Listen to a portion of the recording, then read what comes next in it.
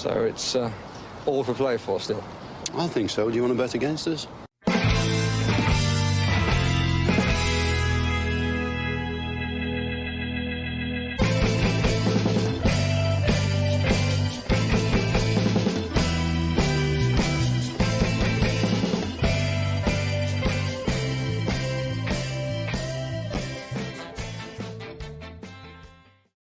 Hello, Aston Villa fans, and welcome to For the Love of Paul McGrath podcast. And this smile is not a fake smile. It's not a smile I'm putting on just for the camera.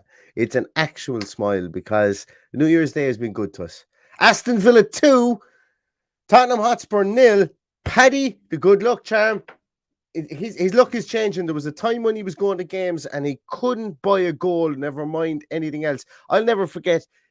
He rang me after he joined the podcast after Wolves 3, when Wolves beat us 3-2 and they scored 3 goals in the last 10 minutes. And I remember he was so dejected. He was saying, I don't think I can go to many more games. I think this team might actually kill me. And he's been slowly but surely building that record up again. And he's been to the Tottenham Hotspur Stadium today and he's seen a 2-0 win. And I'm absolutely delighted for him. I'm delighted for Kieran O'Callaghan. I'm delighted for Philip. I'm delighted for Stephen. Paddy's son, delighted for Nathan, Philip's son as well. Fantastic day for every Aston Villa fan. It's been a good New Year's, good start to New Year's to 2023 so far under Unai Emery, and there's a lot in this game that we got right. There is absolutely tons, actually nearly everything we got right in this game. It just goes to show the difference the solidity at the back can have when we're looking to maybe wear teams down. And I've got a few notes in this that I want to talk about because that was an Unai Emery performance today. That was an Unai Emery tactical performance today. And people can talk about tactics and you can say they matter and that they don't. And that's an age-old thing that everybody will talk about. But you've seen this first half from Unai Emery teams with Villarreal before. You just have. Anybody who's watched the games that they played in Champions League last year against the likes of Liverpool, against the likes of Juventus, that's what they do. They contain, they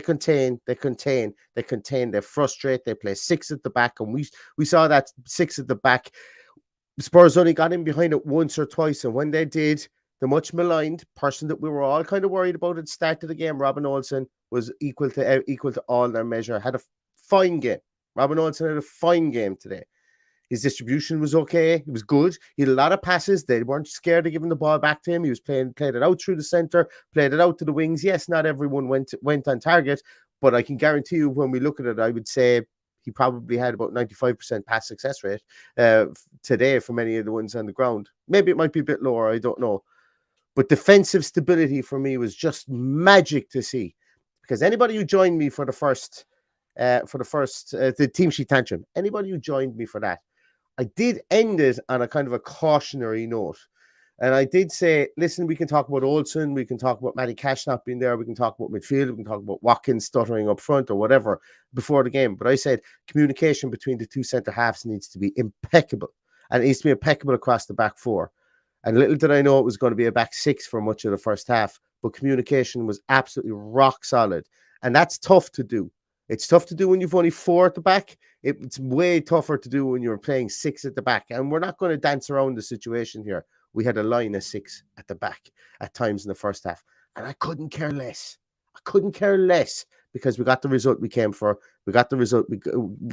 I would say based on the second half performance, we got the result that we deserved as well. 2-0 win. Brilliant stuff from Unai Emery.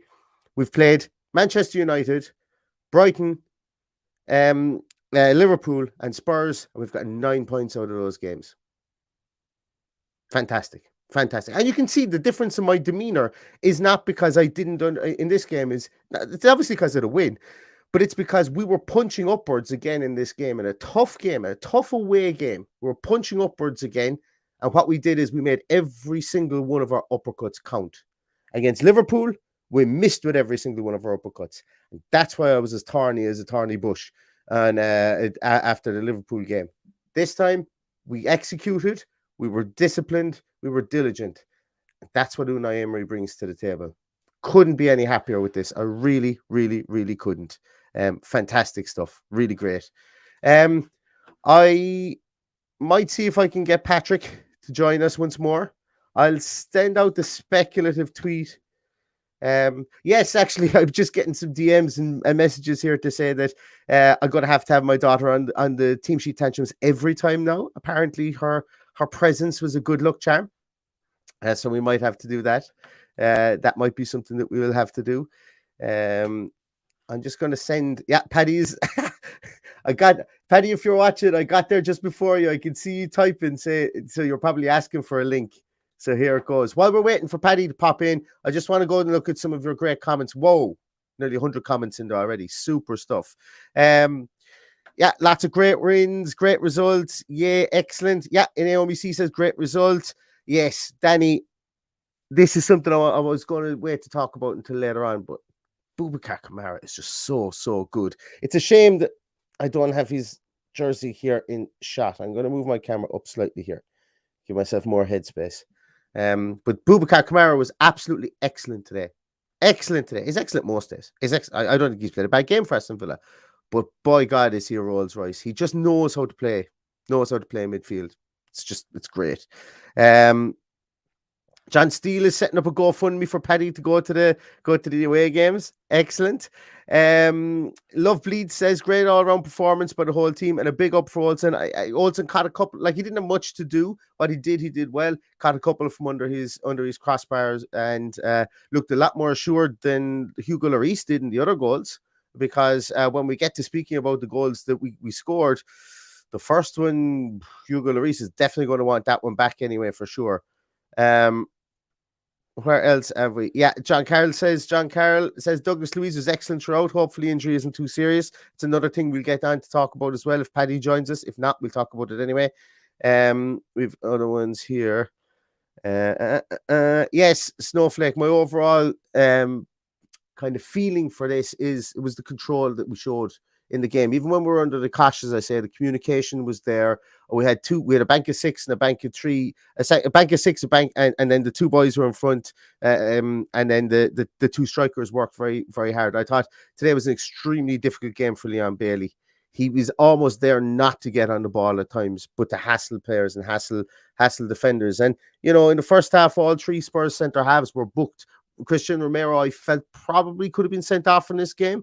Just a very robust defender, good defender, but robust. But the three of them were all booked, and then they were on tenterhooks.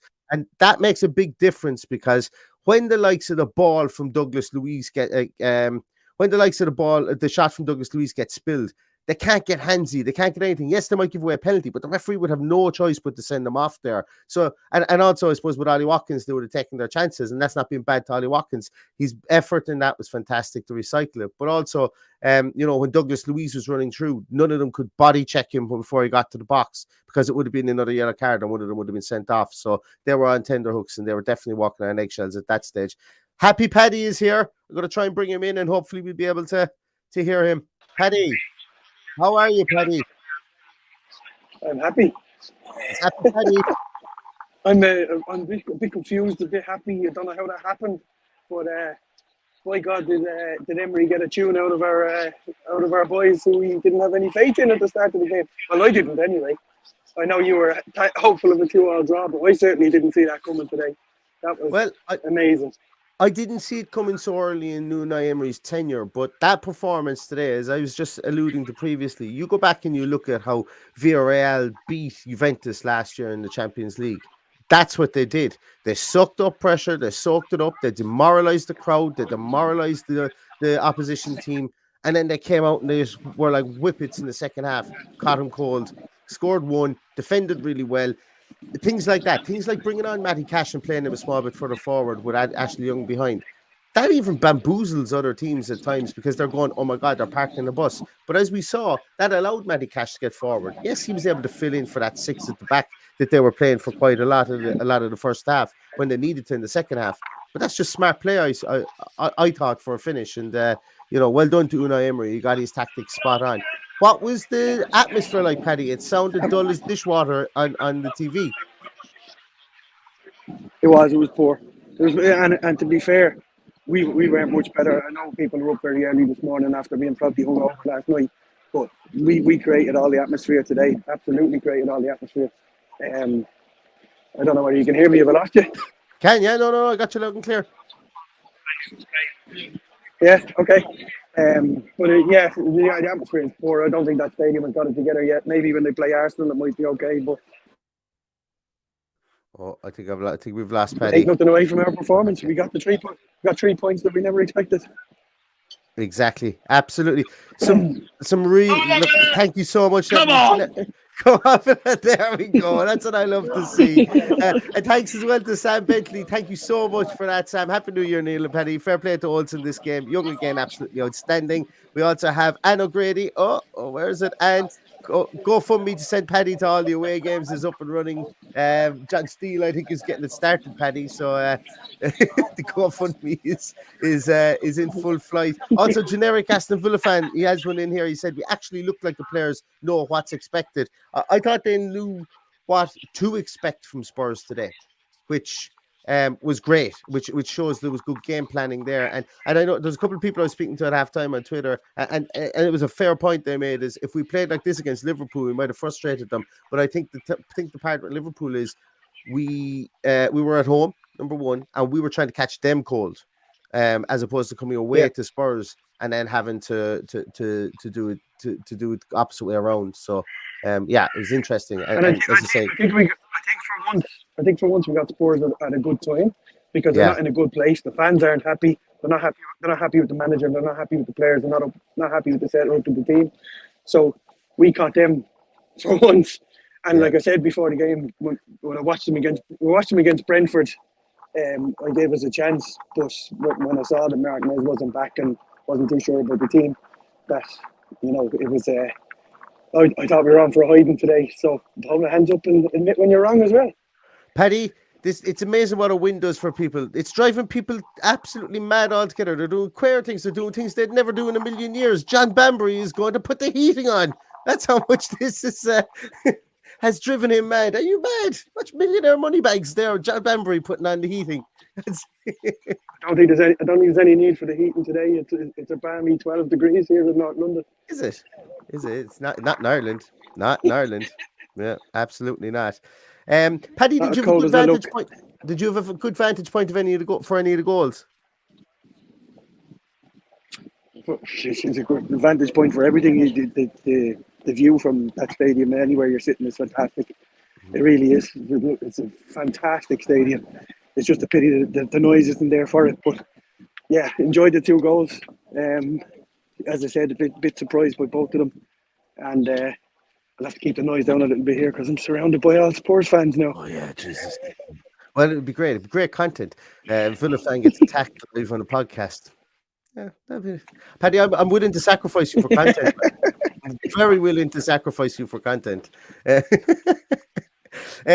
Talk to me a bit, Paddy, about just before you came on, I was talking about Boubacar Kamara. I'm really looking forward to seeing him in the flesh when I get over, hopefully over the next few weeks. He just stood out in the field today as the most calm and composed. He was like a fella that was playing, and he could pull up the deck chair at any time, and he was only just doing the bare minimum, but he was everywhere, if that makes sense. And it's beautiful to see. He is an absolute Rolls Royce, as we say. He was the best player, head and shoulders above everybody on the pitch. Better than Bentancur. I think we got the better deal there for sure. This guy, it's hard to believe we got him for nothing. Yeah. If there's only one legacy Steven Gerrard leaves us, it's the fact that he got us that player for nothing. It's incredible. Yeah, and also he's beginning to form a deadly partnership. And when I say deadly, because Douglas Luiz scored today, so that's what I'm talking about, a deadly partnership, because Seven Douglas Luiz were looking good together. The goal that Douglas Luiz scored, Paddy, I'll be honest, I was chasing a toddling toddler, and I just kind of popped my head back in through the door when just as I saw him take it down. And then on the replay, I saw the ball McGinn gave him in. So the 3 guys are like, Emery's come in, he's put the 3 of them in with different roles and different responsibilities in the team now than they had previously. And it seems to be week on week, game on game, looking more and more consolidated and looking more and more coherent. Did that come across as well when we were? I know a lot of the game we weren't in possession, but did that come across that way as well? I've lost you a bit there, Neil. I'm only picking up bits of what you're saying. You're talking about Douglas Luiz. Yeah. I thought he was excellent. There's a formidable partnership there for the future. And we've just got to be a little bit worried now because he picked up that injury. I don't know how bad it was. Certainly looked like a mistake by the referee. We picked up a few injuries today, which is a little bit worrying. John McGinn looked like he pulled a hamstring. He was holding the hamstring. So we could be down to the bare bones by the ring, but hopefully not. Yeah, exactly. And Matt Hanlon, midweek. Yeah, Matt, thank you so much as well for the super chat. Really appreciate that. Points for victorious podcasters. I'll make sure that goes straight to Paddy so that he can have a victory point somewhere in North London tonight before he heads home. Paddy, what was I going to say there?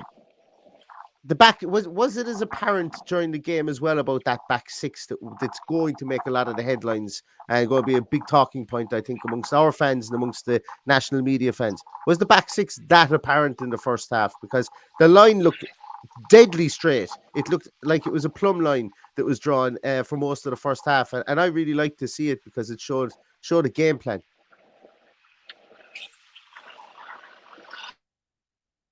Word you're saying, Neil. I don't know whether you're asking me a question or telling me something.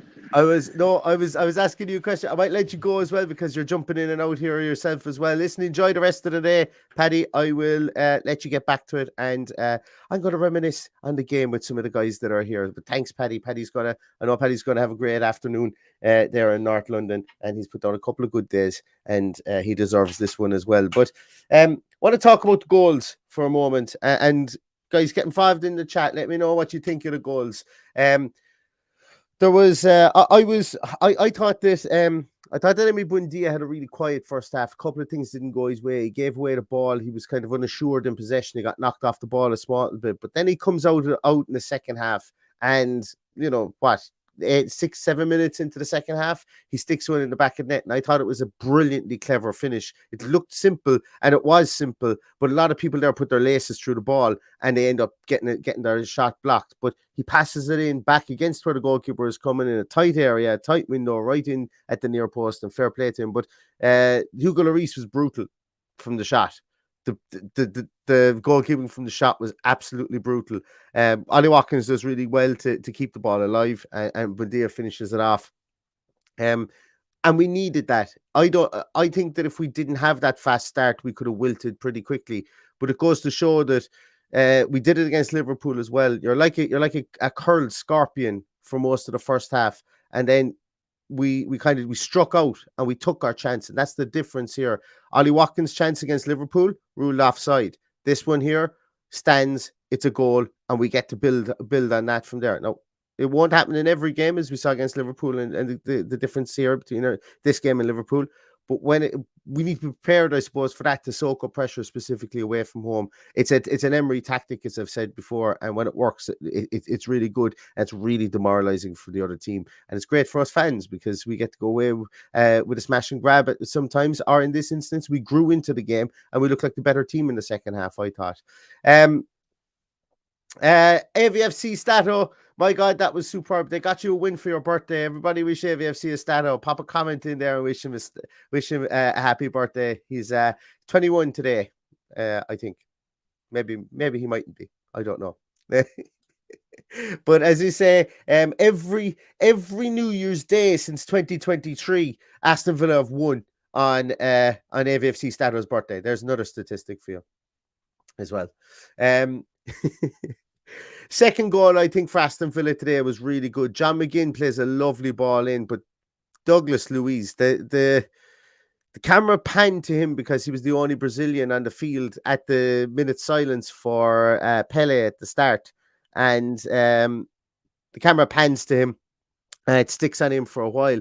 And I tell you something, Pele would have been proud of that finish from Douglas Luiz today. The way he brought it down, the touch was fantastic, and then nonchalantly just shifted the ball into the corner. It was a brilliant finish again as well. And once we took our chances, it was beautiful because, as I alluded to, no one could check his run.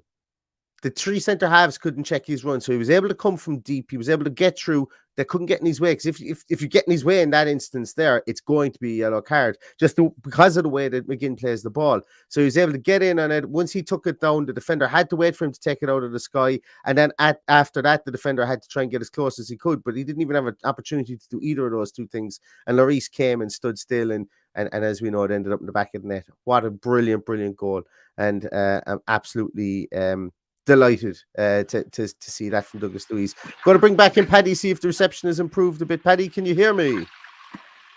I can hear you. Excellent. Talk to me about Douglas Luiz there, because we were missing what you were saying, and you were missing what I was saying. Yeah, but I think the most important thing is they've built up a great partnership there, and the two of them obviously have that bond, which seems to work well on the pitch. But the worry, as I was saying, is the injury. I hope it's okay. And hopefully we can get a clean bill of health this week, because the games are coming thick and fast, as we know. Yeah. Apologies about the coverage. I'm making my way back through North London here to try and get back to the airport for an 8:00 flight, so I can't stop and talk to you with good coverage. So exactly, yeah. But it's but I'm just looking here. Yeah, there's if anybody gets anything, because obviously we don't have the post-match interviews afterwards. If anything is asked about the injuries, pop it in the comments, and we'll relate to people here as well. There was one here. Yeah, Alan Healy, I'm confused. Why didn't we play the same tactics against Liverpool? It's absolutely a fair comment, and I think I've seen a couple of people have mentioned it there. We spoke about it a moment ago. I think the difference about us being at home and trying to catch Liverpool team who hadn't been together for quite a while, cold, I suppose, and we saw that with the chances we created. I think that we knew we were going to go at them at home, and then it's different than when you're playing away from home. And after the Liverpool defeat, I think that kind of forced our hand to play like this, so that we didn't have two demoralizing defeats, I suppose, in the space of a week. So I think the previous result against Liverpool dictated this as well, but it shows that we can be disciplined on our own box, which is always good. What else? Yeah, Gazok says that Douglas Luiz looks like a dead leg. Maybe so. I thought it was kind of a clash in knees, and you never really like to see that. But hopefully that's all absolutely. It is. Yeah. Fingers crossed, that's all it is. Yeah. Robin Olsen did very well today. Robin Olsen, you thought he did well? Yeah, talk to me about it. He had a lot of passes.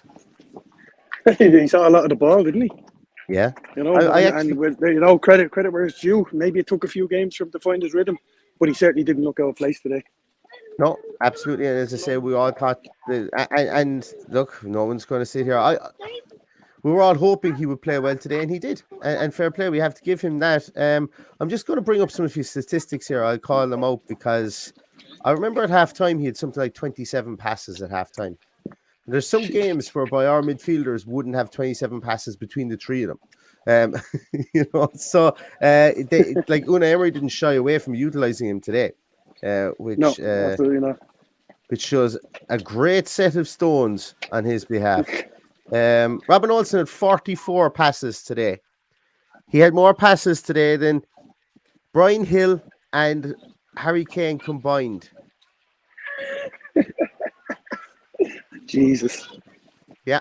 There you go. He had more passes. He had more passes than Mings. He had the same amount of more passes than Konsa, the same amount of passes as Digne, more passes than Buendia, Bailey, and Watkins. He had more passes than Buendia and Bailey put together.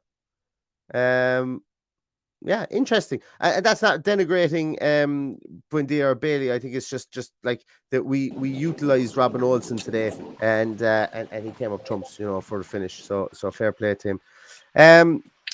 Yeah. So Paddy, are you booking your flights for Wolves? Can't have to know. I wish I could. I have to work. Unfortunately, real life has to stop my travel sometimes. Forgot all about that. Yeah, forgot all about that. Yeah, no, the Wolves game, I think everyone's going to look forward to it. It comes hot in the heels of this. What is it? The 4th of the which of January? The something of January. I'm reliably informed. Next Thursday. And then the we're on Sunday. Yeah. Yes, Thursday it is night. The 4th. Yeah, it is Thursday night. 8 p.m. Yeah, so listen, guys, we've had a ball of people on here. We've had nearly 500 people at one stage there. I really appreciate it. Paddy's hightailing it back to try and get a plane. Everybody, listen, New Year's Eve has only just got started. I too have to make tracks in the next 5 minutes to get somewhere. So thanks everybody for joining us. I really appreciate it. Aston Villa 2, Spurs 0. Rejoice in a fantastic win, and hopefully we see many, many more. That's 9 points out of 12, when a lot of people would have probably only said we might have gotten 4 or maybe only 3 at a push. Maybe we might beat Brighton, lost to United, Liverpool and Spurs, and I think that would have been most people's at a push. The Unai Emery revolution is still here. It's still in full flow, and hopefully it lasts again until well into this year, and to the end of this year, should I say, and we rocket up the table. Where are we actually? Let's have a look at the table. Where's the Premier League table? We're in. Yeah, well, we stupid. I have a statistical table up. Well, we stay in the same position we are, but we're 1 point behind. We're in 11th place, 1 point behind. We were 4 points behind, so we couldn't have gone anywhere today. Yeah. 12th place. Important 3 points to get on the board. Exactly. And Palace have. I think Spurs have Palace next as well. So hopefully we can put Wolves to the sword and leapfrog Palace into and maybe get up into the top half of the table over the next few days. But thanks ever so much, everybody, for joining us. If you haven't been part of the podcast before, we would love a thumbs up on this. We would love a subscription on the podcast as well. We come to you every single day on match day for team sheet tantrums, post-match reviews. Directly afterwards, we come to you as well during the rest of the week. Tomorrow we will be back with a preview of the Wolves game, and then obviously on Thursday we will have team sheet tantrum and review as well after the game. But thanks so much, everybody. I wish you all an absolute banger of a 2023. Brilliant year. I hope you all have the best year on record so far. And until then, everybody, enjoy tonight. Up the Villa, and I meant to say enjoy tonight. Be safe and stay safe. And all that's left to say is up the Villa. Up the Villa.